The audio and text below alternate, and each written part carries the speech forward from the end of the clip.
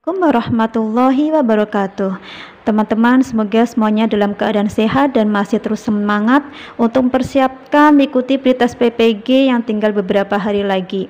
Semoga usaha teman-teman ini membuahkan hasil, teman-teman lulus dalam pretest PPG tahun 2022 ini.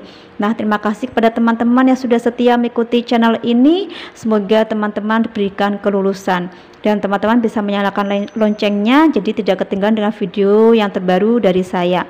Kita akan lanjutkan kembali untuk bahas soal-soal yang berhubungan dengan kisi-kisi terbaru, yaitu ini adalah indikator yang terakhir yang kita bahas, yaitu nomor 115 sampai 120 tentang informasi peluang pengembangan profesionalitas bidang guru bimbingan dan konseling dan juga inovasi layanan bimbingan dan konseling. Mari kita bahas beberapa soal yang sesuai dengan kisi-kisi tersebut. Nah, bagi teman-teman yang belum bergabung di grup Telegram, teman-teman bisa bergabung di grup Telegram untuk belajar bersama, dan juga teman-teman bisa mengerjakan link kuis yang ada di deskripsi. Nah, mari kita bahas untuk soal yang pertama. Dalam menjaga keprofesionalannya, guru BK harus melakukan pengembangan diri. Tujuan pengembangan diri adalah agar guru BK dapat melakukan kecuali A. Peningkatan di mata kepala sekolah, B. Pemenuhan kebutuhan peserta didik, C. Penyesuaian dengan perkembangan ilmu pengetahuan dan teknologi, D. Penyelarasan dengan paradigma dalam pelaksanaan bimbingan dan konseling. Untuk soal nomor 1 ini, jawabannya adalah yang A. Jadi untuk kecualinya itu adalah peningkatan di mata kepala sekolah. Nah, untuk tujuan pengembangan ini untuk guru BK itu adalah agar guru BK dapat melaksanakan yang pertama yaitu pemenuhan kebutuhan peserta didik, kemudian penyesuaian dengan perkembangan ilmu pengetahuan dan teknologi, dan yang ketiga itu adalah penyelarasan dengan paradigma baru dalam pelaksanaan bimbingan dan konseling. Kita masuk ke soal nomor 2. Peningkatan profesional guru BK terdapat beberapa prinsip yang harus dipedomani, yaitu berkeadilan, terbuka, disiplin, memandirikan. Jawaban yang benar adalah A123, B234, C124, D semua jawaban benar. Di sini yang bukan termasuk dalam prinsipnya itu adalah yang nomor 3, disiplin. Maka jawabannya yang benar itu adalah yang C, yaitu 1, 2, dan 4.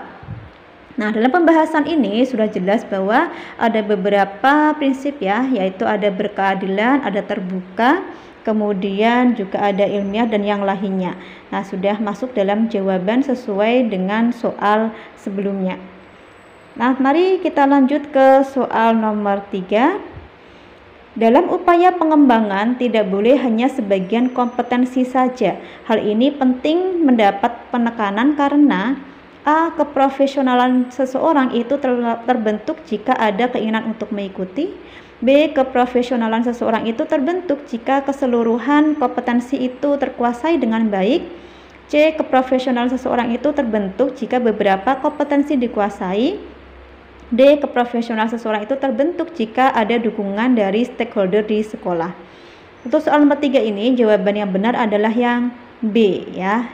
Jadi harus semua kompetensi itu dikuasai dengan baik. Untuk soal nomor 4, pengembangan melalui pemeriksaan atau kinerja guru merupakan metode atau teknik pengembangan guru BK. A. Observation atau assessment, B. Training, C. Inquiry, D. Individual Guide Staff Development. Untuk soal nomor 4 ini, jawaban yang benar adalah yang C, yaitu inquiry. Nah, kita masuk pembahasan. Secara garis besar, dalam metode pengembangan guru BK itu dapat ditempuh melalui cara-cara sebagai berikut. Ada individual guide staff development, kemudian ada observation, ada improvement proses, kemudian ada training, ada inquiry. Nah, inquiry itu yakni pengembangan melalui pemeriksaan atas kinerja guru.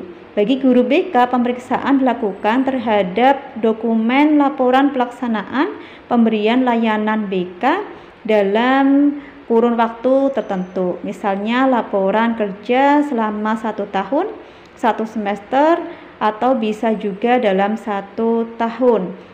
Kemudian atas dasar pemeriksaan terhadap dokumen ini selanjutnya dilakukan pengembangan pada bagian mana yang dipandang ada kekurangan atau kelemahan. Nah, kita lanjut ke soal nomor 5. Pengembangan melalui keterlibatan dalam suatu proses pengembangan atau peningkatan merupakan metode atau teknik pengembangan profesional guru BK. A. Observation atau assessment, B. Training, C. Inquiry, D. Improvement process. Nah, soal nomor 5 ini jawaban yang benar adalah improvement process. Jadi improvement process itu yakni pengembangan melalui keterlibatan dalam suatu proses pengembangan atau peningkatan, seperti mengikut sertakan dalam kegiatan lokakarya, kegiatan magang, dan yang lainnya. Jadi untuk kegiatan ini kita lebih ikut terlibat gitu ya. Nah, lanjut ke soal nomor 6. Tujuan pengembangan adalah agar guru BK mampu melaksanakan kecuali A. Tugas dan kewajibannya secara bertanggung jawab, B. Pemenuhan kebutuhan siswa yang selalu meningkat, C. Penyesuaian dengan perkembangan ilmu dan teknologi, D. Penyelarasan dengan paradigma baru dalam bidang bimbingan dan konseling. Untuk soal nomor 6, kecualinya itu adalah yang A. Tugas dan kewajibannya secara bertanggung jawab. Untuk soal nomor 6 ini, pengembangan profesional guru BK sebagai upaya untuk meningkatkan keahliannya agar kepemilikan serta kompetensi yang dipersyaratkan terjaga dan bahkan sedapat mungkin mencapai level puncak menjadi sebuah keharusan. Tujuan pengembangan ialah agar guru BK mampu melaksanakan yang pertama itu pemenuhan kebutuhan siswa yang selalu meningkat, yang kedua penyesuaian dengan perkembangan ilmu dan teknologi, dan yang ketiga penyelarasan dengan paradigma baru dalam bidang BK. Nah, kita masuk ke soal nomor 7. Profesionalitas guru BK dapat dikembangkan antara lain melalui cara A. Karya wisata, B. Membuat media, C. Autodidak, D. Mengikuti kursus. Terus soal nomor 7 ini jawabannya adalah yang C, yaitu autodidak, di mana profesionalisme guru BK itu dapat dikembangkan antara lain melalui cara pendidikan dan latihan, kemudian pendidikan ke jenjang lebih tinggi, magang, workshop, autodidak, yakni guru BK dengan mengupayakan sendiri pengembangan itu melalui kajian terhadap sumber belajar yang relevan dengan tugasnya, yakni memberikan layanan BK. Nah, kita lanjut ke soal nomor 8. Usaha untuk mewujudkan suatu gagasan, metode, cara yang diciptakan oleh konselor atau guru BK yang sebelumnya telah diamati terlebih dahulu sebagai suatu hal yang benar-benar baru dan diharapkan mampu digunakan dalam mencapai suatu tujuan dan menjadi solusi dalam pemecahan masalah bimbingan dan konseling merupakan A. Inovasi bimbingan dan konseling, B. Instrumen bimbingan dan konseling, C. Asesmen bimbingan dan konseling, D. Evaluasi bimbingan dan konseling. Jawaban yang benar itu adalah yang A, yaitu inovasi bimbingan dan konseling. Kita lanjut ke soal nomor 9. Bentuk konseling kreatif yang mana seorang konselor mampu menampilkan film pendek atau video sebagai media konseling disebut A. Sinema konseling, B. Dokumenter konseling, C. Konseling terpadu, D. Konseling inovasi. Nah, ini jawabannya adalah yang A, yaitu sinema konseling. Kemudian soal yang terakhir, beberapa produk inovasi layanan bimbingan dan konseling yang dapat digunakan dalam masa pandemi COVID-19 kecuali A. Youth Manual, B. Cyber Counseling, C. Cyber WA, D. Cyber School. Nah, katanya kan adalah kecuali, berarti jawabannya adalah yang D. Cyber School. Nah, berikut beberapa soal yang bisa saya sampaikan. Semoga bisa membantu teman-teman dalam belajar dan juga bermanfaat. Untuk soal-soal berikutnya, ini karena indikator kisi-kisinya sudah selesai, mungkin saya akan memantapkan beberapa soal untuk materi-materi yang perlu dikembangkan dan dimantapin lagi. Terima kasih pada teman-teman sudah setia mendukung channel ini.